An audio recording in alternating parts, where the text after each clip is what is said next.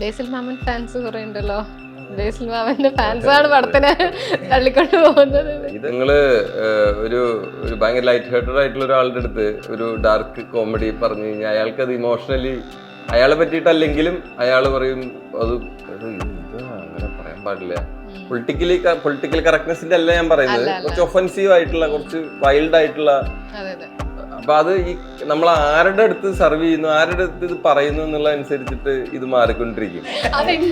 ഇനി ഡബ് ചെയ്യുമ്പോ എനിക്ക് സംസാരിക്കുമ്പോൾ കുറച്ച് സ്പീഡ് കൂടുതൽ, അപ്പൊ മാറ്റാൻ വേണ്ടിട്ട് ഞാൻ പഠിക്കാനുണ്ട്. അപ്പൊ പെൻസിൽ വെച്ചാൽ കുറച്ചും കൂടെ ക്ലാരിറ്റി വരുമെന്ന് ദീപിക പത്തുകൊണ്ട് ഒരു ഇന്റർവ്യൂല് അത് കണ്ടിട്ട് ടൊവിയുടെ ഒരു ജഡ്ജ്മെന്റിലാണ് ഈ പടം ഓണാവുന്നത്. ഒറ്റ വൺ ലൈനിൽ എടാ ഇത് ഇൻട്രസ്റ്റിംഗ് ആണ്, നമുക്ക് ചെയ്യാം എന്ന് പറഞ്ഞ ആ കോൺഫിഡൻസിന്റെ പേരിൽ മാത്രമാണ് ഈ പടം നടക്കുന്നത്.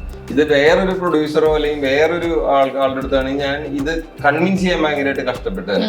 ഇതില് എന്താ കോമഡി എന്ന് ചോദിക്കുന്ന, അത് ഈ കൈൻഡ് ഓഫ് കോമഡി വർക്ക് ആവുന്ന ആളുകൾക്കായിരിക്കും അത് എക്സ്പെരിമെന്റ് ആണ്. അതെ അതെ അതെ. അപ്പൊ അത് ടോവി ആയതുകൊണ്ട് മാത്രമാണ്. ടോവിയുടെ ഹ്യൂമർ സെൻസ് ഭയങ്കര അടിപൊളിയാണ്. ഞാൻ മിന്നൽ മുരളിയുടെ സമയത്തൊക്കെ ഡബിന്റെ സമയത്തോ അല്ലെങ്കിൽ ടോവി ഈ സിനിമയിൽ നമ്മൾ കാണുന്ന ഒരു ടൊവിനോ അല്ല റിയൽ ലൈഫ്.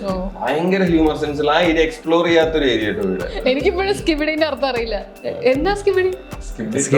അഴുക്ക് ചെറുക്കൻ, പച്ച ഇതായിട്ട്, പക്ഷെ വേറെ എന്തോ ആണ് എന്റെ ഒരു. അതൊരു 20 സെക്കൻഡുള്ള ഒരു വീഡിയോ എന്ന് പറഞ്ഞിട്ടുള്ള യൂസ് ചെയ്യുന്നത്, ഒരു ടോയ്ലറ്റിന്റെ ഒരു ആനിമേറ്റഡ് വീഡിയോ ഉണ്ട്. ഹായ്, മരണമാസ് തിയേറ്ററിൽ ഗംഭീരമായി ഓടിക്കൊണ്ടിരിക്കുകയാണ്. ടീം മരണമാസ് ആണ് കൂടെ ഉള്ളത്. Director Sivaprasad, actor turned script writer Siju Sunny, female lead Anishma Anilkumar. Welcome. Sivan ചേട്ടാ, ഈ ഇതിനു മുൻപുള്ള ഇന്റർവ്യൂകളിലൊന്നും നിങ്ങൾ കണ്ടിട്ടില്ല. ആരാണ് ഈ ഡയറക്ടർ ശിവപ്രസാദ് എന്ന് കുറേ പേര് തിരഞ്ഞെടുക്കുന്നത് ഞാൻ തിയേറ്ററിലൊക്കെ കണ്ടിരുന്നു. എൻ്റെ സിനിമ സംസാരിച്ചിട്ട് ഞാൻ സംസാരിച്ചാൽ മതി എന്ന് വിചാരിച്ചിട്ടാണോ? അല്ലല്ല, ഇന്റർവ്യൂ നടക്കുന്ന സമയത്ത് നമുക്ക് പോസ്റ്റ് പ്രൊഡക്ഷൻ നടന്നുകൊണ്ടിരിക്കുകയായിരുന്നു. അപ്പോൾ പോസ്റ്റ് പ്രൊഡക്ഷനിൽ കുറച്ചും കൂടെ സമയം സ്പെൻഡ് ചെയ്യേണ്ട ആവശ്യമുള്ളതുകൊണ്ട് ഇന്റർവ്യൂവിന് വരാതിരുന്നത്. ഇപ്പൊ എങ്ങനെയുണ്ട് റെസ്പോൺസ് ഒക്കെ? നല്ല റെസ്പോൺസ് ആണ്, ഹാപ്പിയാണ്. ഡെബ്യൂ ഡയറക്ടർ എന്നുള്ള രീതിയിൽ സന്തോഷമുണ്ട്. ഇത് ഒറ്റ വാക്കാണല്ലോ. ചോദ്യങ്ങൾ ചോദിച്ചാൽ ആക്ടർ ടു സ്ക്രിപ്റ്റ് റൈറ്റർ സന്തോഷം. ഇങ്ങനെ മറ്റേ ആ ലൈൻ പഠിക്കരുത്. സ്ക്രീനിൽ എത്രയോ കണ്ടു സ്ക്രീനിൽ, പക്ഷെ പേര് എഴുതി കാണിച്ച് ആ ഒരു ഫീൽ ഉണ്ടായിരുന്നു. ഭയങ്കര അടിപൊളിയായിരുന്നു. ഭയങ്കര നമ്മളെ അഭിനയിക്കാനൊക്കെ വന്നു. ഇപ്പം സ്ക്രിപ്റ്റ് ആയി, അതൊക്കെ കാണുമ്പോൾ ഭയങ്കര സന്തോഷം. ഇപ്പോൾ ആൾക്കാർ വിളിക്കുമ്പോഴും ഇത് ഇനിയും തുടരുക, ചിലർ ഇനിയും തുടരില്ലേ എന്ന് പറയുന്നവരുണ്ട്. പക്ഷേ കൂടുതൽ ആൾക്കാരും പറയുന്നുണ്ട് കുറച്ച് രസമുണ്ട്, പുതിയൊരു പരിപാടി, അപ്പോൾ ഇനിയും പ്രതീക്ഷിക്കുന്നതൊക്കെ കേൾക്കുമ്പോൾ ഭയങ്കര സന്തോഷം. അത് നമുക്ക് എഴുതാനും കൂടെ ഉള്ളൊരു കോൺഫിഡൻസ് കൂട്ടുന്നുണ്ട്. ഇതിൽ 3 ടാഗാ: ആക്ടർ, സ്ക്രിപ്റ്റ് റൈറ്റർ, സിംഗർ. അതെ, സിംഗർ. അതെ അതെ. ഫീമെയിൽ ലീഡ് മൂന്നാമത്തെ പടം. മറ്റ് 2 നോക്കി കഴിഞ്ഞാൽ ഇതിലെ ക്യാരക്ടർ കുറച്ചൊന്ന് എക്സെൻട്രിക് ആണ് അല്ലെ? എല്ലാം ഓവർ ദ ടോപ്പ് ആണ് എല്ലാവരും. എങ്ങനെ ഉണ്ടായിരുന്നു പ്രാവശ്യം? അടിപൊളിയായിരുന്നു. അങ്ങനെ ഒരു ക്യാരക്ടർ ചെയ്യാൻ പറ്റിയതിൽ ഭയങ്കര ഹാപ്പിയാണ്, ഭയങ്കര സന്തോഷമുണ്ട്. തിയേറ്റർ വിസിറ്റ് ഒക്കെ? തിയേറ്റർ വിസിറ്റിന് പോകുമ്പോൾ നമ്മള് അവിടെ എത്തുമ്പോഴത്തേക്ക് ഇങ്ങനെ ആൾക്കാർക്ക് ഇഷ്ടാവുന്നുണ്ട്, ചിരിക്കുന്നുണ്ട്, അതൊക്കെ കാണുമ്പോൾ ഭയങ്കര ഹാപ്പിയാണ്. എന്ത് തോന്നുന്നു തിയേറ്റർ വിസിറ്റിലൊക്കെ പോയിട്ട്? അടിപൊളിയാണ്, ആക്റ്റീവായിട്ട് പോകുന്നുണ്ട്. ആക്റ്റീവാണ്. ഞാനിപ്പോൾ ഇതിപ്പം രോമാഞ്ചം, വാഴ, ഗുരുവായൂർ സമയത്തൊക്കെ തിയേറ്റർ വിസിറ്റ് നടത്തിയപ്പം അതേപോലെ തന്നെയാണ്. അന്നും മറ്റേ ക്രൗഡ് ഭയങ്കര നമ്മളെ കാണുമ്പോൾ കയ്യടി, ഓരോ ഡയലോഗുകൾ പടം കണ്ടു കഴിഞ്ഞിട്ട് തന്നെ ആ ഡയലോഗ് ഓർത്ത് വെച്ചിട്ട് നമ്മൾ ചെല്ലുമ്പം ഇപ്പൊ ജിക്കു ചേട്ടനാണ് വാവ എവിടെ, അപ്പം ബേസ് നിന്റെ നെഞ്ചത്തോടെ അങ്ങനൊക്കെ ഡയലോഗുകൾ പറയുമ്പോൾ നമ്മൾ എത്രയും പെട്ടെന്ന് ഇവരിത് ക്യാച്ച് ചെയ്തോ. അതൊക്കെ കേൾക്കുമ്പോൾ നമുക്ക് ഭയങ്കര, നമുക്ക് മനസ്സിലാവും ആൾക്കാരത് എത്രമാത്രം ആൾക്കത് കിട്ടിയിട്ടുണ്ടെന്ന് മനസ്സിലാവുന്നുണ്ട്. അത് ഭയങ്കര. പിന്നെ ആ കയ്യടിയാണ് നമുക്ക് കിട്ടുന്ന ഒരു പോസിറ്റീവായിട്ടുള്ളൊരു റെസ്പോൺസ്. പടം ഓക്കെയാണ്, പടം ഏകദേശമൊക്കെ നല്ല ട്രാക്കിലാണ് പോകുന്നതാണ് നമ്മൾ തിയേറ്ററിൽ കാണുമ്പം അവർ കൈയടിക്കുമ്പോഴും നമ്മൾ പടം ചോദിക്കുമ്പോൾ അവരുടെ ആ റെസ്പോൺസ് തന്നെയാണ് ഏറ്റവും വലുത്. അത് അടിപൊളിയായിട്ട് പോകും. ബേസിലേട്ടൻ്റെ അസിസ്റ്റന്റ് ആയിട്ട് വന്നിട്ട് ബേസിലേട്ടനെ ഡയറക്ട് ചെയ്യുന്നത് എങ്ങനെയായിരുന്നു? ഞാൻ ബേസിലിന്റെ കൂടെ വർക്ക് ചെയ്തതിന് ശേഷം ഞാൻ പിന്നെ ബേസിലിനെ വെച്ച് കുറച്ച് പരസ്യങ്ങൾ ചെയ്തിട്ടുണ്ട്. അപ്പോൾ ബേസിലിനെ ഡയറക്റ്റ് ചെയ്യാന്ന് പറയുന്നത് ആക്ച്വലി ഭയങ്കര ഈസിയാണ്. കാരണം നമ്മൾ കൂടുതൽ ഫണ്ണാണ് നമ്മൾ ഹാൻഡിൽ ചെയ്യുന്നത് എന്നുള്ളതുകൊണ്ട് തന്നെ ബേസിലിനെ വെച്ച് കോമഡി ട്രൈ ചെയ്യുക എന്നുള്ളത് വളരെ ഈസിയാണ്.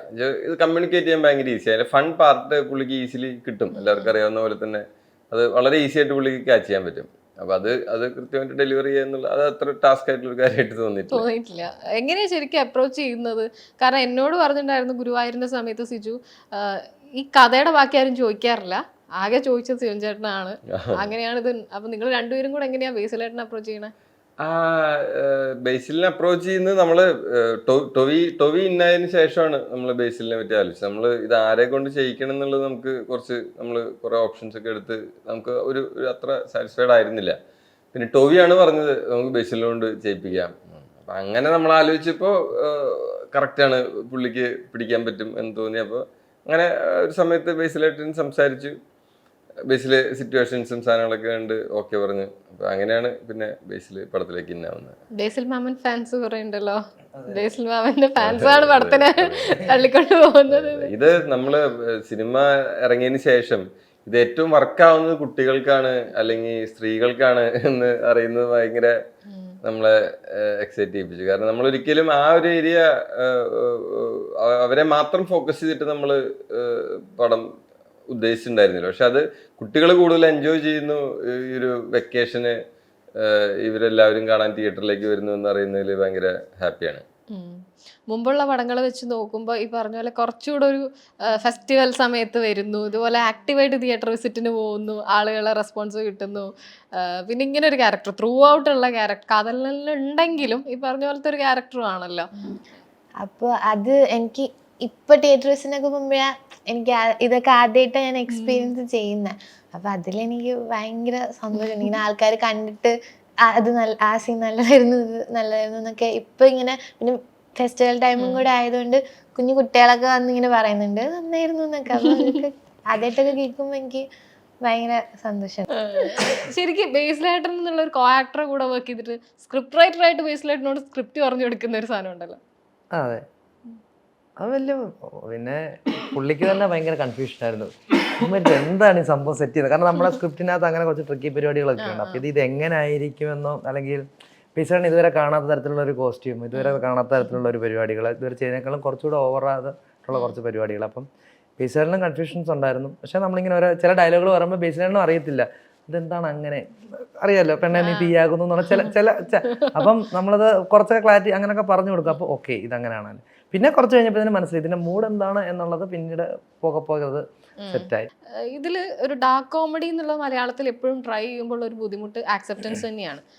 അത് എല്ലാ ഓഡിയൻസിനും അത്ര ഇപ്പോഴും ആക്സെപ്റ്റ് ചെയ്യാൻ പറ്റില്ല. അപ്പം നിങ്ങൾ ഡെബ്യൂ ആലോചിക്കുമ്പോഴേ കഥകൾ ഒരുപാട് ആലോചിച്ച് കാണും. അതുപോലെ നിങ്ങളിപ്പോൾ 10-13 അല്ലേ പൂപ്പന്താടിയും മഞ്ഞാലിയൊക്കെ ഒരുപാട് വർഷങ്ങൾക്ക് മുമ്പല്ലേ, ഇത്ര നാൾ ഇൻഡസ്ട്രീന്റെ ഭാഗമായി നിൽക്കുമ്പോൾ ഇത് തന്നെ ആദ്യത്തേന്ന് ഒരു ഉറപ്പിക്കുന്നത് എങ്ങനെയായിരുന്നു? അത് ഞാൻ വേറെയും കുറെ സ്ക്രിപ്റ്റുകൾ വർക്ക് ചെയ്തിരുന്നു. അപ്പൊ അതൊക്കെ കുറച്ച് ഡീപ്പായിട്ടുള്ള, കുറച്ച് ഇന്റൻസ് ആയിട്ടുള്ള, കുറച്ച് നമ്മുടെ ഒരു ഐഡിയൽ സിനിമ എന്നൊക്കെ പറയുന്നത്. പക്ഷെ അതൊന്നും അത്ര എളുപ്പമല്ല. പ്രാക്ടിക്കലി എല്ലാവർക്കും അങ്ങനത്തെ ഒരു ഭാഗ്യം കിട്ടണമെന്നില്ല. ആദ്യത്തെ സിനിമ നമ്മൾ പണ്ട് വിചാരിച്ചിരുന്ന അതേ സ്ക്രിപ്റ്റ് തന്നെ, ഒരു സ്ക്രിപ്റ്റ് എഴുതി അതേ സ്ക്രിപ്റ്റ് തന്നെ സംവിധാനം ചെയ്യുക എന്ന് പറയുന്നതൊക്കെ ഭയങ്കര അപൂർവം ആൾക്കാർക്ക് കിട്ടുന്ന ഭാഗ്യമാണ്. അപ്പോൾ എനിക്കത് പ്രാക്ടിക്കലി വർക്കൗട്ട് ചെയ്യാൻ പറ്റിയില്ല. ഞാൻ 2-3 സ്ക്രിപ്റ്റ് കൊണ്ടുവന്നിരുന്നു. അപ്പം അങ്ങനെ ഇരിക്കുന്ന സമയത്താണ് സിജു ഇതുപോലൊരു ഐഡിയ പറയുന്നത്. അപ്പം അത് ഈ പറഞ്ഞ പോലെ അത് കുറച്ച് എക്സ്പെരിമെന്റൽ പെർസ്പെക്റ്റീവിലുള്ള ഒരു സാധനമാണെന്ന് നമുക്ക് ആദ്യമേ അറിയായിരുന്നു. പക്ഷെ ഇതിലുള്ള ഫൺ അത് കുറച്ച് ഇൻട്രസ്റ്റിംഗ് ആയിട്ടുള്ള ഫണ്ണാണ്. അത് നോർമൽ സിനിമകളിൽ കാണുന്ന ഒരു ഫണ്ണല്ല എന്നുള്ളത് എനിക്ക് ഭയങ്കര അടിപൊളിയായിട്ട് തോന്നി. അപ്പോൾ അത് ആ ഒരു റിസ്ക് ഉണ്ട്. ഇത് ഒരു 100% ആളുകൾക്കും ചിലപ്പോൾ ഇഷ്ടപ്പെടണമെന്നില്ല. പക്ഷെ ഇത് വർക്കായി കഴിഞ്ഞത് ഭയങ്കര ഒരു പരിപാടിയായിരിക്കും എന്ന് അന്ന് തോന്നിയിരുന്നു. അപ്പോൾ ആ തോന്നലിന്റെ ഒരു പരിധി വരെ അത് ശരിയാണെന്നാണ് ഇപ്പോഴത്തെ തിയേറ്റർ റെസ്പോൺസും കാര്യങ്ങളൊക്കെ കേൾക്കുമ്പോൾ മനസ്സിലാക്കാൻ പറ്റുന്നത്. സിജുവിനെ എത്രയോ കാലമായിട്ട് എല്ലാവർക്കും അഭിമുഖങ്ങളിൽ അറിയാം. അപ്പൊ സിജുവിന്റെ ഒരു ലെവലും സിജു എങ്ങനെ സംസാരിക്കും എന്നുള്ളതും കുറെ കൗണ്ടറുകളും അറിയാം. അപ്പൊ അതേ വേവ് ലെങ്ത് ഉള്ള ആളാണോ നിങ്ങൾ? ഞങ്ങൾക്ക് അറിയില്ല. റിയൽ ലൈഫിലും സിജു എങ്ങനെയാന്ന് നമുക്കറിയാം. സ്ക്രീനിലും വലിയ മാറ്റമൊന്നും ഇല്ല. അപ്പൊ ശിവൻചേട്ടനെ കണ്ടിട്ട് തീരെ അത് കിട്ടുന്നില്ല. ആ ലെവലാണ്. ചേട്ടനൊക്കെ മറ്റേ ക്ലാസിക് സിനിമകൾ, അതായത് ശിവചേട്ടന്റെ സുഹൃത്തുക്കൾ വന്നിട്ടുണ്ട്, ശിവ നീ ഇങ്ങനൊരു പടം. കാരണം പുള്ളി ചെയ്ത മഞ്ഞാനയാണെങ്കിലും എന്താ അപ്പൂപ്പന്താടി ആണെങ്കിലും അതൊക്കെ ഒരു സ്റ്റേറ്റ് അവാർഡ് കിട്ടിയ ഭയങ്കര ചർച്ച ചെയ്യപ്പെട്ടിട്ടുള്ള ഭയങ്കരമായ സമൂഹത്തിൽ സംസാരിക്കുന്ന ഒരു സബ്ജക്റ്റ് ആണ് ചെയ്യുന്നത്. രാജേഷ് ചേട്ടൻ എപ്പോഴും എന്നോട് പറയും ശിവൻ നിന്റെ കൂടെ കൂടിയതിനു ശേഷമാണ് അവൻ ഇങ്ങനെ ആയത്. അല്ലെങ്കിൽ അവൻ വലിയ പരിപാടികൾ ചെയ്യേണ്ടവനാണ്. അവന് അങ്ങനെ ഒരു ഇതാണ്. അപ്പൊ നിന്റെ കൂടെ എപ്പോ കൂടി അന്ന് അവൻ തെറ്റിയത്. എനിക്ക് പേഴ്സണലി എനിക്ക് ഫൺ ഒരു കുറച്ച് കുറക്കി സ്വഭാവമുള്ള കുറച്ച് ട്രിക്കി ഫൺ ഡീൽ ചെയ്യാൻ എനിക്ക് ഭയങ്കര ഇഷ്ടമാണ്. ഇപ്പൊ ഞാൻ മുമ്പ് ചെയ്തിട്ടുള്ള പരസ്യങ്ങളാണെങ്കിലും ഞാൻ ഇപ്പൊ ബേസിലിനെ വെച്ച് ചെയ്തു എന്ന് പറഞ്ഞ പരസ്യം, അത് അൾട്രാ ഡാർക്ക് കോമഡി പരസ്യമാണ്. അത് ചെയ്തിരുന്നത് അത് അക്വാസ്റ്റാർ എന്ന് പറഞ്ഞിട്ടുള്ള ബ്രാൻഡിന്റെ. പിന്നെ അത് കഴിഞ്ഞിട്ട് നെറ്റ്ഫ്ലിക്സിന് വേണ്ടിയിട്ട് ഷക്കീലനെ വെച്ചിട്ട് സെക്സ് എഡ്യൂക്കേഷന്റെ. അപ്പൊ ഇങ്ങനത്തെ കുറച്ച് ട്രിക്കി കോമഡികൾ ഹാൻഡിൽ ചെയ്യാന്ന് പറയുന്നത്, അതും കുറച്ച് ഇമോഷൻസ് ഒക്കെ വെച്ച് അത് എനിക്ക് കുറച്ച് ഇഷ്ടപ്പെട്ട ഒരു ഏരിയ. അപ്പൊ ആ ഏരിയ മലയാളത്തിൽ അങ്ങനെ ഒരുപാട് എക്സ്പ്ലോർ ചെയ്യാത്തൊരു ഏരിയയാണ് എന്നുള്ളതുകൊണ്ടാണ് എനിക്കിത് ഇത് പിടിക്കാം എന്നുള്ളത്. ഇതിനു മുമ്പ് ചെയ്യാനിരുന്ന സബ്ജക്റ്റ് ഞാൻ ഓൾറെഡി വായിച്ചാണ്. അത് വായിച്ചത് ഗംഭീര വേറൊരു സബ്ജക്റ്റ്, വേറൊരു വൻ സബ്ജക്റ്റ്. അപ്പൊ ഞാൻ അതിന്ന് ഇതെന്ന് പറയുമ്പോ എനിക്ക് തന്നെ അങ്ങോട്ട് കണക്ട് ആകുന്നില്ല. കാരണം ഇങ്ങോട്ട് ഞാൻ ചെയ്യാന്ന് പറഞ്ഞെടുത്താണ് അല്ലല്ല, നമ്മളിതിന്റെ അന്നും എനിക്ക് ശിവചേട്ടൻ ഓൾറെഡി നേരത്തെ സബ്ജക്ട് ഇതിനു മുമ്പ് വർക്ക് ചെയ്തിരുന്ന സ്ക്രിപ്റ്റിനെ പറ്റി ഒന്നും എനിക്കറിയത്തില്ല. അപ്പം എനിക്കാകെ അറിയുന്നത് ഇതുമായിട്ടുള്ളൊരു ബന്ധമാണല്ലോ. അപ്പൊ ഇതിന്റെ പകുതിക്ക് വെച്ച് എന്നോട് വേറൊരു സബ്ജക്റ്റ്, ഇതിനു മുമ്പ് ചെയ്യാനിരുന്ന ഒരു സബ്ജക്റ്റിനെ പറ്റി എനിക്ക് എൻ്റെ സ്ക്രിപ്റ്റ് അയച്ചായിരുന്നു. അത് വായിച്ചപ്പം ഇതുമായിട്ട് ഇങ്ങനൊരു ടേസ്റ്റോട്ട് ഒരു ബന്ധമില്ലാത്ത ഭയങ്കര കിട്ടില്ല നല്ലൊരു സബ്ജക്റ്റ്. അപ്പം പിന്നെ അതെന്തൊക്കെ അന്നത്തെ കുറച്ച് ഡിലേ ആവുന്ന ആർട്ടിസ്റ്റുകളുടെ എന്തൊക്കെ ഡേറ്റ് ക്ലാഷ് കൊണ്ടാണ് അതൊന്ന് നടക്കുന്നത്. എന്തായാലും ആ ചീട്ട് വീണ് കിട്ടിയത് ഇങ്ങോട്ടാണ്. നിങ്ങള് ഒരു ഭയങ്കര ലൈറ്റ് ഹേർട്ടഡ് ആയിട്ടുള്ള ഒരാളുടെ അടുത്ത് ഒരു ഡാർക്ക് കോമഡി പറഞ്ഞു കഴിഞ്ഞാൽ അയാൾക്ക് അത് ഇമോഷണലി അയാളെ പറ്റിയിട്ടല്ലെങ്കിലും അയാൾ പറയും ഇത് എന്താ അങ്ങനെ പറയാൻ പാടില്ല. പൊളിറ്റിക്കൽ കറക്റ്റ്നെസിന്റെ അല്ല ഞാൻ പറയുന്നത്, കുറച്ച് ഒഫൻസീവ് ആയിട്ടുള്ള, കുറച്ച് വൈൽഡ് ആയിട്ടുള്ള. അപ്പൊ അത് ഈ നമ്മൾ ആരുടെ അടുത്ത് സർവ് ചെയ്യുന്നു, ആരുടെ അടുത്ത് ഇത് പറയുന്നു എന്നുള്ള അനുസരിച്ചിട്ട് ഇത് മാറിക്കൊണ്ടിരിക്കും. മലയാളി മങ്കീസോ അവരെ കൊണ്ടുവരാന്ന് വിചാരിക്കും. അതുപോലെ ഞാൻ ഇതിലേക്കായിട്ട് എല്ലാവരായിട്ടും വർക്ക് ചെയ്തിട്ടുള്ളതാണ്. അതായത് ഞാൻ ജേക്കന്റെ പരസ്യങ്ങളില് മ്യൂസിക് ചെയ്തിട്ടുണ്ട്. മങ്കീസിലെ രജത്ത് എന്റെ കുറെ പരസ്യങ്ങൾക്ക് വർക്ക് ചെയ്തിട്ടുണ്ട്, മ്യൂസിക് ചെയ്തിട്ടുണ്ട്. പിന്നെ ഈ പടത്തിലുള്ള എല്ലാ കോർ ക്രൂ മെമ്പേഴ്സ് എല്ലാവരും എന്റെ കൂടെ വർക്ക് ചെയ്തിട്ടുള്ള ആൾക്കാരാണ്. അപ്പൊ നമുക്ക് കുറച്ചും കൂടെ ഫ്രീഡം ഉണ്ട് ഇവരായിട്ട് തല്ലുകൂടാനും ചിത്ത പറയാനും ചിരിക്കാനും തമാശ പറയാനൊക്കെ. എനിക്ക് അങ്ങനെ ഒരു വർക്ക് സ്പേസിൽ നിൽക്കുമ്പോഴായിരിക്കും നമുക്ക് കുറച്ചും കൂടെ ക്രിയേറ്റീവായിട്ട്, പ്രത്യേകിച്ച് ഇങ്ങനത്തെ ഒരു പടത്തിൽ നമുക്ക് ഭയങ്കര ടൈറ്റ് ആയിട്ടുള്ള ആൾക്കാരുടെ കൂടെ വർക്ക് ചെയ്യാൻ കുറച്ച് ടാസ്ക് ആയിരിക്കും. അപ്പൊ ഇതിലുള്ള ആർട്ട് ഡയറക്ടർ മാനവാണെങ്കിലും ക്യാമറമാൻ നീരജ്, ജെകെ, എന്റെ കൂടെ ഡയറക്ഷൻ ഡിപ്പാർട്ട്മെന്റിലുള്ള ഓൾമോസ്റ്റ് എല്ലാവരെയും എനിക്ക് പേഴ്സണലായിട്ട്. ഞാനാണ് അതിനകത്ത് ലേറ്റ് ആയിട്ട് വന്ന ആള്. ഇവരുടെ ടീം ഭയങ്കര അടിപൊളിയാണ്. ഇവരുടെ ഡയറക്ഷൻ ടീം ആണെങ്കിൽ ഇവർക്ക് ശിവചേട്ടൻ പണ്ട് തൊട്ടേ ഇവർക്കൊരു ടീമുണ്ട്. അപ്പം ബാക്കി ഇപ്പൊ ജെകെ ഇപ്പൊ പറഞ്ഞ പോലെ തന്നെ അല്ല, ഇപ്പം രാജേഷ് ചേട്ടനോട്ടൊക്കെ ഭയങ്കര വർഷങ്ങളായിട്ട് തുടക്കകാലം തൊട്ടേ ഇവര്, അതിനു മുമ്പേ പിന്നെ ബേസിലായിട്ടാണെങ്കിലും ഓൾറെഡി മിന്നമുള്ള തൊട്ടേ അവസാനം വന്ന ആളാ. ഞാനാണ് അവസാനം ജോയിൻ ചെയ്യുന്നതാണ്. ബാക്കി എല്ലാ ഈ പടത്തിൽ എനിക്കിതില്ലേ ഓൾമോസ്റ്റ് എല്ലാവരുമായിട്ട് ഇവർക്കൊരു കണക്ഷനും അത് ആ പടത്തിൽ നമുക്ക് ഫീലുണ്ട്. നമുക്ക് കാരണം അങ്ങോട്ടും ഇങ്ങോട്ടും ഓപ്പൺ ഡിസ്കസ് ചെയ്യാനും ആർക്കും എന്തും അങ്ങോട്ടും ഇങ്ങോട്ടും സംസാരിക്കാൻ. ഇപ്പൊ നമ്മളിപ്പോ ഡയലോഗ് പറയുമ്പോൾ ചിലപ്പോൾ ക്യാമറ അത് വേണം, അത് വലിയ സുഖം എന്നാ മാറ്റാം, നമുക്ക് അങ്ങനെയൊക്കെ പറയാനൊക്കെ ഉള്ളൊരു സ്പേസ് അങ്ങനെ ഉണ്ടായിട്ടുണ്ട് ഈ ഒരു സർക്കിൾ. അത് നമുക്ക് ഭയങ്കര ഇതായിട്ടുണ്ട്.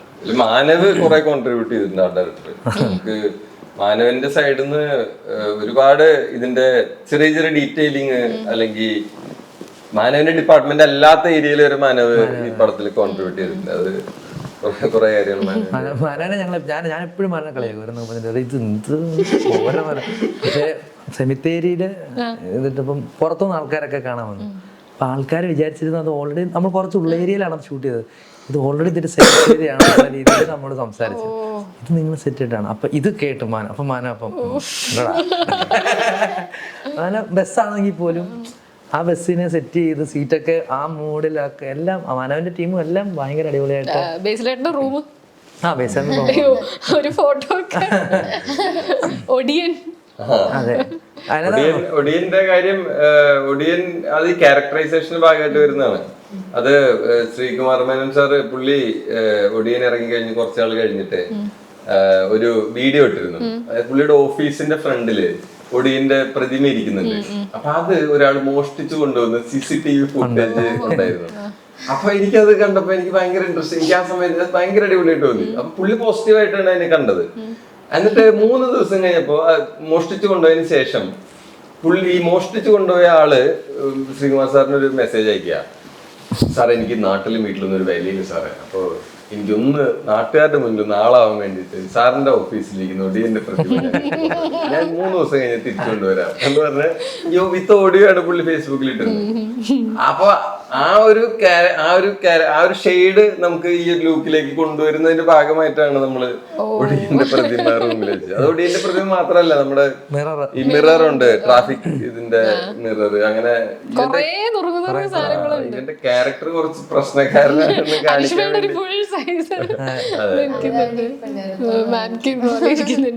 ബോക്സിംഗ് ഒക്കെ പഠിക്കാൻ പോയി കുറച്ച്, അതുകൊണ്ട് അങ്ങനെ ഒരു ഇത് പഠിച്ചു.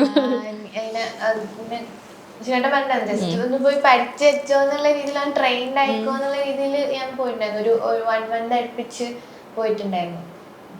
അത് ഇതില് കൂടുതൽ സീൻസ് ഉണ്ടായിരുന്നോ ബോക്സ് ചെയ്യുന്നതോ അല്ലെങ്കിൽ? ഇല്ല, അത് ആക്ച്വലി ഇതൊന്ന് പഠിച്ചു വെച്ചാൽ കുറച്ചും കൂടെ ചെയ്യുമ്പോ പാട്ടിന്റെ സീനൊക്കെ കുറച്ചും കൂടെ നന്നായിരിക്കും വെച്ചിട്ട് പോരാ. അങ്ങനെ ഒരു 1 month ഞാൻ ട്രെയിൻ ചെയ്ത് പഠിക്കുന്നു.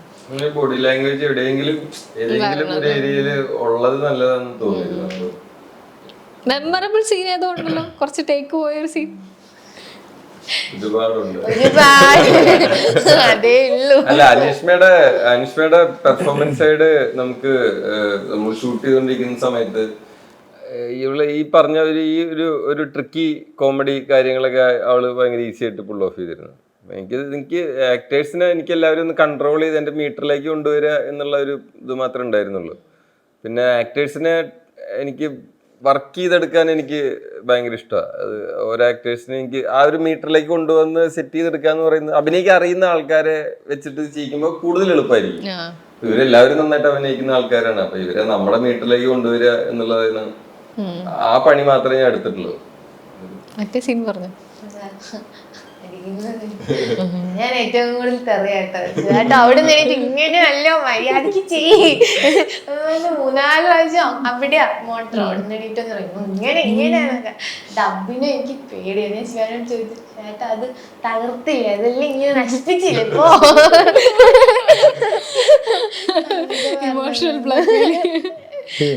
ഈ അനീഷ്മയുടെ എനിക്ക് ഡബിങ് ഞാൻ ഇപ്പോഴും കുറച്ച് പ്രശ്നങ്ങളൊക്കെ ഉണ്ട്. അപ്പം ചേച്ചേട്ടനൊക്കെ സെറ്റ്. അപ്പം ചേച്ചേട്ടൻ നീ അനീഷ്മയെ കണ്ടുകൂടി, അവള് വായിൽ പെൻസിലൊക്കെ വെച്ചിട്ടൊക്കെ ഡബ് ചില ടോണൊക്കെ വേണ്ടി ഇങ്ങനെ എന്തൊക്കെ അതെന്ത് പരിപാടി? അപ്പൊ എനിക്ക് ഡബിങ് കുറച്ച് പോരായ്മ അതെനിക്കറിയാം, അഭിനയത്തിലും ഉണ്ട്, അങ്ങനല്ല. അപ്പൊ നമ്മൾ ഡബ് ചെയ്യുമ്പോ ചില കാര്യങ്ങൾക്ക് അത് കുറച്ചും കൂടെ തുടക്കമല്ലേ. അപ്പം ചേച്ചേട്ടൻ പറഞ്ഞു, ആണോ അനീഷ്മ മറ്റേ യൂട്യൂബിലൊക്കെ നോക്കിയിട്ട് എന്നൊക്കെ ഇങ്ങനെ പെൻസിലൊക്കെ വെച്ചിട്ടൊക്കെ എന്തൊക്കെയോ സൗണ്ട് ഉണ്ട്. ഞാൻ പറഞ്ഞു അതെങ്ങനെ? ഇനി ഡബ് ചെയ്യുമ്പോ എനിക്ക് സംസാരിക്കുമ്പോ കുറച്ച് സ്പീഡ് മാറ്റാൻ വേണ്ടിട്ട് ഞാൻ പഠിക്കാനുണ്ട്. അപ്പൊ ഞാൻ പെൻസിൽ വെച്ചാൽ കുറച്ചും കൂടെ ക്ലാരിറ്റി വരുന്നു. ദീപിക പത്തുകൊണ്ട് ഒരു ഇന്റർവ്യൂ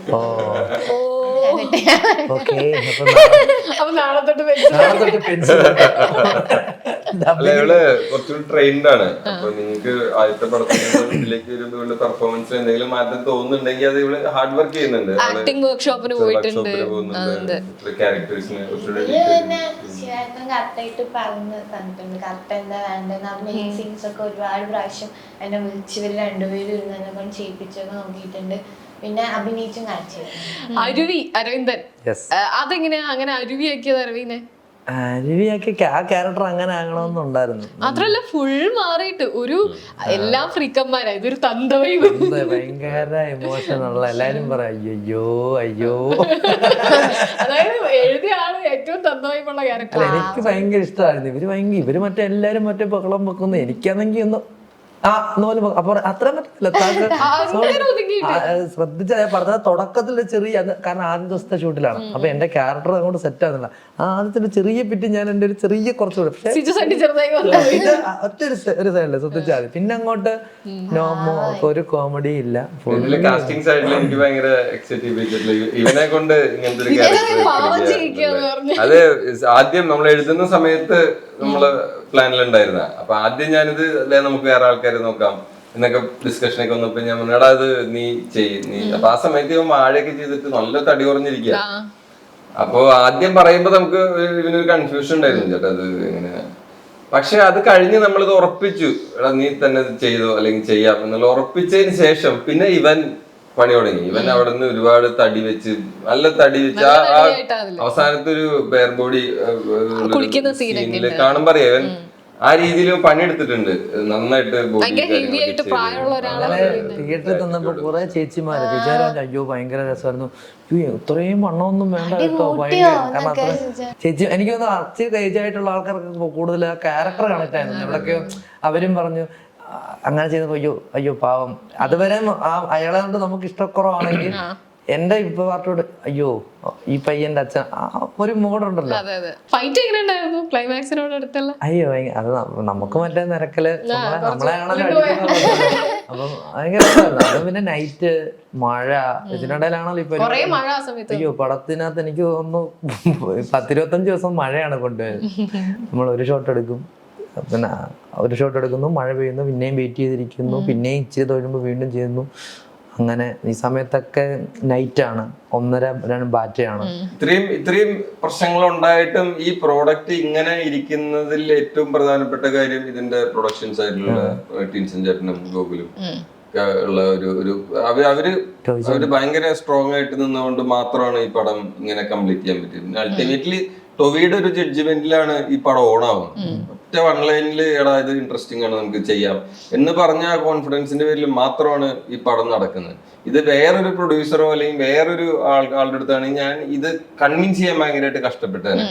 ഇതില് എന്താ കോമഡി എന്ന് ചോദിക്കുന്ന അത് ഈ കൈൻഡ് ഓഫ് കോമഡി വർക്ക് ആവുന്ന ആളുകൾക്കായിരിക്കും അത് എക്സ്പെരിമെന്റ് ആണ്. അതെ അതെ അതെ. അപ്പൊ അത് ടോവി ആയതുകൊണ്ട് മാത്രമാണ്. ടോവിയുടെ ഹ്യൂമർ സെൻസ് ഭയങ്കര അടിപൊളിയാണ്. ഞാൻ മിന്നൽ മുരളിയുടെ സമയത്തൊക്കെ ഡബിന്റെ സമയത്തോ അല്ലെങ്കിൽ ടോവി ഈ സിനിമയിൽ നമ്മൾ കാണുന്ന ഒരു ടൊവിനോ അല്ല റിയൽ ലൈഫിൽ.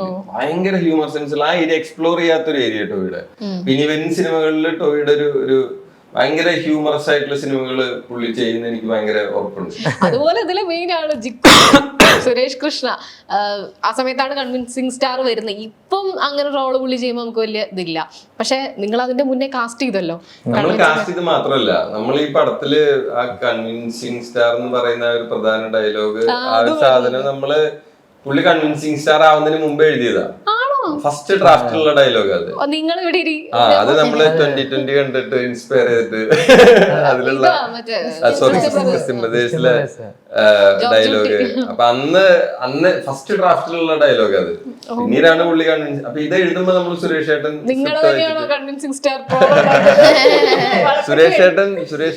ഈ സ്ക്രിപ്റ്റ് വായിച്ചിട്ടൊന്നും ശിവ ആ ഡയലോഗ് അതെന്താ അത് ചേട്ടന്റെ ഡയലോഗ് ആണോ അതെന്തിനാ അവിടെ പറയുന്നത് നല്ലതായിട്ട് അത് ഇതൊക്കെയാണ് അത് കയറി പോകും. പിന്നീടാണ് പുള്ളി കൺവിൻസിങ് സ്റ്റാർ. പിന്നെ വരുന്നത് നാഗ. അത് ട്രെയിലർ വന്നപ്പോ ആ ശബ്ദത്തിൽ തന്നെ ആർക്കും കിട്ടും. പുള്ളിക്കാരിയൊക്കെ ഇതിപ്പോ ആയുഷ്മാൻ ചോദിക്കുന്നത് പുള്ളിക്കാരി എവിടെയാ നാട്, അതെങ്ങനെയാ കൊണ്ടുവന്നത്? എനിക്കന്ന് ഏറ്റവും കൂടുതൽ ഇപ്പോഴും നമുക്ക് എത്തിപ്പെടാനും ഒന്ന് സംസാരിക്കാനും ഏറ്റവും കൂടുതൽ ഡിഫിക്കൽട്ടാണ് തോന്നുന്നത്. കാരണം നമ്മൾ ഒരു കോണ്ടാക്ട് കിട്ടാനൊക്കെ കൊണ്ടൊക്കെ ഭയങ്കര പാടായിരുന്നു. പിന്നെ സ്ഥലം കണ്ടുപിടിക്കുക വെച്ചാൽ അവരുടെ ഏരിയയിലുള്ള വേറൊരാളെ കോണ്ടാക്ട് ചെയ്ത് നമ്മൾ അങ്ങനെ അവിടെ ചെന്ന് അവരുടെ അടുത്ത്, കാരണം പെർമിഷൻ ഇല്ലാതെ ചെയ്യുന്നത് ഭയങ്കര ഇതാണ്. അപ്പൊ അത് എന്ത് ചെയ്തെടുത്താലും പ്രൊഡക്ഷൻ സൈഡിലുള്ള ആൾക്കാരുണ്ട്, കൺട്രോളർ അല്ലെങ്കിൽ സുനില് ഗോകുല് ഒക്കെ എല്ലാവരും ട്രൈ ചെയ്തിട്ട് അവര് കുറച്ച് പണിയെടുത്തത് ഇത് ആക്സസ് കിട്ടണമെന്നില്ല. പക്ഷെ ഈ ചിന്ത വേണ്ടേ ഇവരെ ചെയ്യിക്കാം. ആ സൗണ്ട് ഭയങ്കര യുണീക്ക് ആയിരിക്കണം എന്ന് ഭയങ്കര ഇതുണ്ടായിരുന്നു. ആ സൗണ്ട് നോർമൽ ആകാൻ പാടില്ല, ഒരു യുണീക്ക് ആയിട്ടുള്ള ഒരു പരിപാടി തന്നെ വേണമെന്നുണ്ട്. അപ്പൊ ഇങ്ങനെ ഇരുന്നപ്പോഴാണ് നമ്മള് നാഗാടെ, പിന്നെ ഓൾറെഡി നമുക്കെല്ലാം അറിയാം നാഗാടെ. നമ്മളെപ്പോഴും ഈ സ്ക്രിപ്റ്റിന്റെ സമയത്താണെങ്കിലും ഓരോരോ വീഡിയോസ് വരുമ്പോൾ നമ്മളിരുന്ന് കാണാറുണ്ട്. കൊള്ളാം. പക്ഷെ അപ്പോഴും നമുക്ക് ഉണ്ടായിരുന്നു ഇത് എങ്ങനെ, കാരണം ഈ ഡയലോഗുകളല്ലേ, അല്ലതാ അല്ലല്ല ഇത് ഈ ഡയലോഗുകൾ നമ്മൾ പറയുന്ന സാധനം നാഗ പറയണമല്ലോ. അവിടെയാണ് നമുക്കുണ്ടായിരുന്നത്. അപ്പോൾ എന്താണെന്ന് വെച്ചാൽ നോക്കാം, അങ്ങനെ തന്നെ പടം അങ്ങനെ കൊണ്ടുപോയി. എന്നിട്ട് പൈലറ്റിൽ നമ്മൾ വേറൊരാളെ വെച്ചിട്ട് അത് ഡബ് ചെയ്തു. പൈലറ്റ് അവിടെ ചെന്നിട്ട് നമുക്കൊരു റെഫറൻസ് കട്ട് ചെയ്യാനൊക്കെയാണ്. അതിന് ശേഷമാണ് ഏകദേശം എല്ലാവരും ഒരു 90-80% ഡബ് കഴിഞ്ഞപ്പോഴാണ് നമ്മൾ തീരുമാനിച്ചത് ഇനി നമുക്ക് നാഗയെടുത്ത് പോകാം. അങ്ങനെ കോണ്ടാക്ട് ഒക്കെ നമുക്ക് അവരുടെ ക്യാരക്ടർ സെറ്റ് ചെയ്യുമ്പോഴും അവരെ ഒരു മോശം ക്യാരക്ടർ ആക്കണം, അവരെ ഒരു പബ്ലിക്കിൽ ഉള്ള പലർക്കുള്ള പോലെ അങ്ങനെ നമ്മള് അത് കുറച്ച് കോൺഷ്യസ്ലി നമ്മൾ അതിന്റെ ആർട്ട് സെറ്റ് ചെയ്തിട്ടുണ്ടായിരുന്നു. ഇവരുടെ ഒരു റൊമാൻസ്, ഒരു കോൺഫ്ലിക്റ്റ്, അതിനുശേഷമുള്ള ഒരു വീണ്ടും ഒരു റെസൊല്യൂഷൻ. അപ്പൊ ഇവരെ ഒരു മോശം ക്യാരക്ടർ ആക്കാതെ ഒരു ക്യാരക്ടർ ആക്കിയിട്ട് ഒരു ഈ പടത്തിലുള്ള എല്ലാ ക്യാരക്ടേഴ്സിന്റെയും പോലെ പല ഷെയ്ഡ്സ് ഉള്ള ഒരു ക്യാരക്ടർ ആയിട്ട് തന്നെ പ്ലേസ് ചെയ്യണം എന്നുള്ളൊരു ബോധം കൃത്യമായിട്ടുണ്ടായിരുന്നു. അപ്പൊ അതിന്റെ ഭാഗമായിട്ടാണ് അവരുടെ ഒരു കൃത്യമായിട്ടുള്ള എൻഡിങ്ങും, അവർക്കൊരു ബിഗിനിങ് ഉണ്ട്, ഒരു മിഡ് ഉണ്ട്, ഒരു എൻഡ് ഉണ്ട്. അവരോട് സംസാരിച്ചപ്പോ എന്തായിരുന്നു? ഭയങ്കര lovable ആയിട്ടുള്ള ഒരു story അടിപൊളിയായിട്ട് ഞങ്ങളവിടെ ചെന്ന് നിന്ന് ഞങ്ങൾക്ക് ഐസ്ക്രീം ഒക്കെ തന്നു. ഐസ്ക്രീം ഒക്കെ തന്നു. പിന്നെ ഞങ്ങൾക്ക് ഇങ്ങോട്ട് മറ്റേ കൈനീട്ടം ദക്ഷിണ തരാനൊക്കെ ഉണ്ട്. ഞങ്ങളോട് എല്ലാവരും പറഞ്ഞ് എല്ലാവരുടെയും ഗൂഗിൾ പേ നമ്പർ ഞാൻ നിങ്ങൾക്ക് എല്ലാവർക്കും കൈനീട്ടം ഒരു ദക്ഷിണ തരാം. പക്ഷെ ഞങ്ങൾ അത് ഇഷ്ടമാണ്. പക്ഷെ ഭയങ്കര അടിപൊളിയാണ്, ഭയങ്കര അടിപൊളിയായിട്ടാണ് സംസാരിക്കുന്നത്. നമ്മുടെ ഇതൊക്കെയാണെങ്കിൽ ഭയങ്കര നമ്മൾ ഇപ്പം ഡയറക്ടറാണ് ഓരോ ഡയലോഗുകൾ പറഞ്ഞത് എല്ലാം ഭയങ്കരമായിട്ട് കേട്ടിട്ട് മോനെ അതെങ്ങനെ ഇങ്ങനെയാണോ അതൊക്കെ ചോദിച്ചെല്ലാം സെറ്റ് ചെയ്ത് ഭയങ്കര അടിപൊളിയായിട്ടാണ് നമ്മളെ ട്രീറ്റ് ചെയ്തത്. അതുപോലാണ് പോകാൻ നേരത്താണെങ്കിലും ഭയങ്കര അടിപൊളിയായിട്ടാണ് ട്രീറ്റ് ചെയ്തിട്ട്. ഈ നല്ലോണം കരയുന്ന കുറെ സീനുകളൊക്കെ ഉണ്ട്. അത് കഴിഞ്ഞ് നേരെ ഒരു കോമഡി വരും. ഇപ്പം അരവിന്ദന്റെ കൂടെയൊക്കെ കരഞ്ഞിരിക്കുന്ന സീൻ അല്ലാതെ വേറെ കുറെ സീനുകളൊക്കെ ഉണ്ട്. അപ്പൊ ഈ സ്വിച്ചിങ് എങ്ങനെയായിരുന്നു ശരിക്കും? അത് പിന്നെ നമ്മള് ഡിഫറെന്റ് ഡേയ്സിൽ എടുത്ത അങ്ങനെയാണോ, അല്ലെങ്കിൽ ഒരു ദിവസം തന്നെ ആ ഒരു സ്വിച്ചിങ് പലപ്പോഴും ഒരു ദിവസം ഡിഫറെന്റ് ഡേയ്സും ഒക്കെ എടുക്കേണ്ടി വന്നിട്ടുണ്ട്. പിന്നെ ആ സീനിലേക്ക് വരുമ്പോ അത് ചെയ്യാൻ പറ്റുന്നുണ്ടായിരുന്നു. അത് എങ്ങനെയൊക്കെ എന്തായിരിക്കും മരണമാസത്തിലെ ഒരു ഫേവറേറ്റ് മെമ്മറി, അല്ലെങ്കിൽ ഒരു ഡേ, ഷൂട്ടിംഗ് ഡേ? എനിക്ക് ഫുൾ മെമ്മറീസ് ആണ്. ഒന്നാമത്തെ കാര്യം ഇതില് ഞാൻ സെലക്ട് ആവുന്ന പോലെ എനിക്ക് അറിഞ്ഞൂടായിരുന്നു. കുറെ വെയിറ്റ് ചെയ്ത് കിട്ടണം. എനിക്ക് ഭയങ്കര സ്പെഷ്യലാണ് ഈ പടം എന്ന് പറയുന്നത്. അപ്പം അതുകൊണ്ട് എനിക്ക് പിന്നെ ഇവര് എല്ലാവരും ഉണ്ട്, ബേസിലേട്ടൻ, ടോയിനോ ചേട്ടൻ, സിച്ചേട്ടൻ, കാശേട്ടൻ, സുരേഷ് ചേട്ടൻ, ഇവരുടെ കൂടെയൊക്കെ ഞാൻ അഭിനയിക്കുന്നത്. അപ്പൊ ഇത്ര എക്സ്പീരിയൻസ് ആയിട്ടുള്ള ആൾക്കാരും ഇവരുടെ കൂടെയൊക്കെ അഭിനയിക്കുമ്പോൾ എനിക്ക് ഫുൾ എക്സൈറ്റ്മെന്റ് ആയിരുന്നു. പടം തീരുന്നവരെ ഓരോ ദിവസം ഷൂട്ട് തള്ളിപ്പോകുന്നതും എനിക്ക് മാത്രം സന്തോഷമായിരുന്നു. അങ്ങനെ ഭയങ്കര അടിപൊളിയാണ് എല്ലാ ദിവസവും. എനിക്ക് ഭയങ്കര ഈ ജെൻസി എങ്ങനെയാ അതിലേക്ക് കൊണ്ടുവരുന്നത് നിങ്ങളെ സ്റ്റോറിയിലേക്ക്? എന്തായാലും ജെൻസി അല്ല, ഞാൻ മാത്രം. ക്യാരക്ടർ ഇങ്ങനത്തെ കുറച്ചൊരു നാട്ടിൻപുറത്തുള്ള കുറച്ചൊരു ഫ്രീക്ക് ക്യാരക്ടർ എന്നുള്ളത് അത് തുറക്കുന്ന തൊട്ടുള്ള ഒരു ഐഡിയ. അപ്പൊ നമ്മൾ ഷൂട്ട് നടക്കുന്ന സമയത്തൊക്കെയാണ് പുതിയ മറ്റേ ജെൻ ആൽഫ ടൈംസുകളും സാധനങ്ങളൊക്കെ വരുന്നത്. അപ്പൊ ക്യാരക്ടറിന് കുറച്ച് ഒരു ടിന്റ് കൊടുത്തു കഴിഞ്ഞാൽ അത് നന്നായിരിക്കും തോന്നി. അപ്പൊ അതിന്റെ ഭാഗമായിട്ട് വരുന്ന ജെൻസി വേർഡ്സും ചില യൂസേജസും മാത്രമാണ് ഈ പടത്തിലുള്ളത്. ആരും പണിയൊന്നും എടുത്തില്ലേ. ഞങ്ങളവിടുത്തെ ബിനു ഉണ്ട്, ബിനു നമ്മുടെ കോ ഡയറക്ടർ. അപ്പം ബിനു ഓരോ സോഫ്റ്റ്വെയർ ഒക്കെ കൊണ്ടുവരും, ഇതിനകത്ത് ഈ വേർഡ് അടിച്ചാൽ അത് അങ്ങനെ ബിനു ഒക്കെയാണ് ഓരോന്നൊക്കെ. ബേസിക് കീവേഡ്സും യൂസേജും മാത്രമേ ഉള്ളൂ. ജനറലി നമുക്ക് അറിയുന്നതാണ്, സോഷ്യൽ മീഡിയയിൽ വരുന്ന സാധനങ്ങളാണ്. ഡീപ്പായിട്ടുള്ള ഓരോ സാധനങ്ങളുണ്ട്, അത് കുറച്ച് പാടാണ്. അത് നമ്മൾ ഇനിയും പഠിക്കേണ്ടി. അത് പഠിക്കണമെങ്കിൽ വേറെ സിലബസ് ഒക്കെ ആയി ഇത് പഠിക്കേണ്ടത്.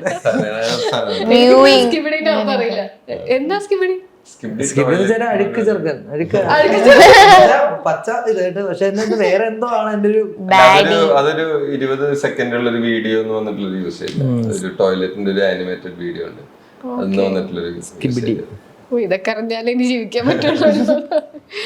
ഓക്കെ, അപ്പൊ മരണമാസ് ഇനിയും അടിപൊളിയായിട്ട് പോട്ടെ. Thank you so much. ഒരു ഡിഫറെന്റ് എക്സ്പീരിയൻസ് ആയിരുന്നു. അപ്പൊ ഇനി നിങ്ങൾ എപ്പോഴും ഇങ്ങനത്തെ എക്സ്പെരിമെന്റ് വരുമ്പോ അടുത്ത വരുന്നവർക്കും കൂടെ നിങ്ങൾ ഒരു വഴി തിരിച്ചു വെക്കാന്നും കൂടെയാണല്ലോ. ഇതിലും ഈസി ആവും അടുത്ത ആൾക്കാർക്ക് എന്നുള്ളതാണല്ലോ. നമുക്ക് കിട്ടുന്ന ഫീഡ്ബാക്ക് വെച്ചിട്ട് ഏറ്റവും കൂടുതൽ ഇപ്പോൾ സിനിമ നന്നായിട്ട് എൻജോയ് ചെയ്യുന്നത് കുട്ടികളും സ്ത്രീകളൊക്കെയാണെന്നാണ് നമുക്കിപ്പോൾ തിയേറ്ററിൽ നിന്ന് കിട്ടുന്ന റെസ്പോൺസസ്, മെസ്സേജസ് ഒക്കെ. അപ്പോൾ ഈ ഒരു വിഷു അവധിക്കാലത്ത് എല്ലാവരും കൂടി ഇരുന്ന് ചിരിക്കാനും കുറച്ചൊക്കെ കരയാനും അല്ലെങ്കിൽ കരച്ചിൽ കാണാനും കരച്ചിലെ ചിരി കാണാനും ഒക്കെ തിയേറ്ററിലേക്ക് എല്ലാവരും വന്നുകൊണ്ടിരിക്കുന്നുണ്ട്. അത് നന്നായിട്ട് പോകുന്നുണ്ട്. അപ്പോൾ അതിൽ സന്തോഷമുണ്ട്. Thank you so much. Thank you.